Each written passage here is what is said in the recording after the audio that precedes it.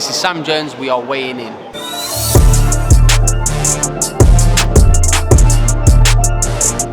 Yes, weighing in with Sam Jones, the man with the big beard and even bigger opinions. Sam, how I thought you were are about to say big something else then. My beard's not that big, it's winter season. No, it suits you, man, it suits you. Looking on point, looking fresh. How are you, man? I'm good, mate, how are you? All good, all good. Listen, what a presser we just had.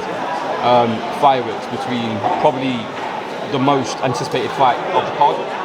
Shabaz Masoud versus Bateson. Let's get into that one straight away. Listen, it's everyone's excited about it because everybody loves a domestic fight. It's a great fight, and like what I said on there, credit to both men for taking the fight because it would have been very, very easy for them both to swerve each other. They're both two of the hottest prospects in the UK. How happy are you that you've been able to make this fight? Yeah, really happy. I mean, when it first got circulated by the board, I thought, are they both going to want? And listen, Shabaz was straight onto his team. Jack was very happy to take the fight. It just shows how they're both very confident in their own abilities. Absolutely. Listen, Sam, alongside Shabaz Masoud, Jack Bateson, we have some amazing talent here in the UK. Alitazeem, Dalton Smith, Nick Bull. I want to ask you, why do you think it takes longer for UK fighters to challenge for world honours in comparison to US fighters like Haney, Stevenson, Bam Rodriguez? Why do they get to that level quicker than UK fighters do? I don't think that's always the case. You look at Cordina. Cordina's only had 14 fights. Joe Joyce has had 14 fights. He's going to fight for that. I don't think that's always the case. I don't know. I don't particularly know, to be honest with you. I mean, I don't really see it like that. Fair enough. Back to the fight itself. It's not only for the Intercontinental title, it's a British title eliminator, but equally as important, it's for the alitazeem trophy. Yeah. So big up to yourself first and foremost for creating that and making that happen. Yeah. How much does that trophy mean to you personally? Yeah, it means a lot to me personally, but it's more for his dad. It's more for his dad and his family and Ali's legacy, and I'm very, very happy I'm able to play a small part in keeping Ali's legacy alive. Absolutely, man. Like I said, hats off to you. Huge credit. Marcel Braithwaite obviously didn't turn up today, but he faces Thomas Essomba.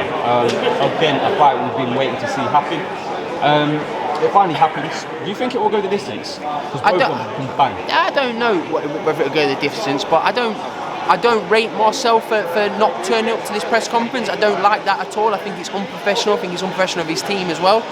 You have to listen. I know I've never experienced it before. I'm a chubby fellow, so I've never experienced cutting weight, but I can imagine it's unpleasant. You understand what I mean? I've been around boxing a long time, but you are obligated to come to press conferences, and I'm disappointed that he's not showing up today because it's probably, I know he's boxed Sunny before, but it's other than that, it's his biggest night, so it's a shame he's not turned up to the press conference. Yeah, to be fair, I think a lot of people were shocked that he didn't turn up. But we'll move on past that. The show itself is packed with talent. It's got local talent led by Pinciona, Pretty Boy Nico, but it's also got a diamond in the rough in Herbert Consis South. He's not a diamond in the rough. He's just a diamond. He's a superstar, mate. He's going to be a multi-weight world champion, Herbert Consis South. We're lucky to have him on this show.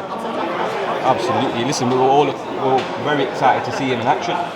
Sam, last one, whilst I've got you, there was always something going off outside the ring in boxing.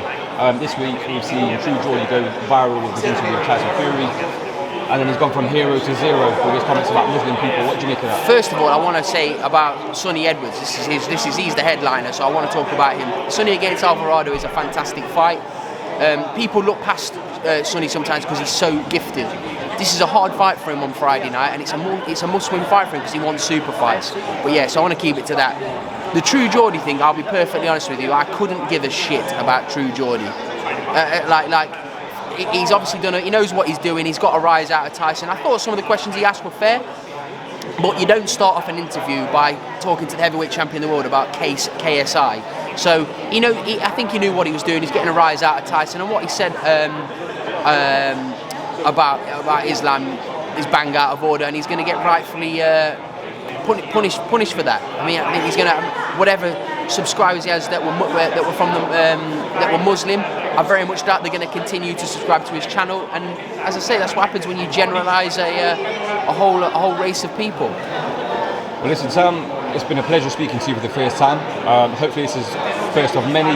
Yeah. We'll be there on fight night, so we'll get your reactions then. Listen, thank you for your time and thank you for weighing in. Nice to meet you, mate. Top man.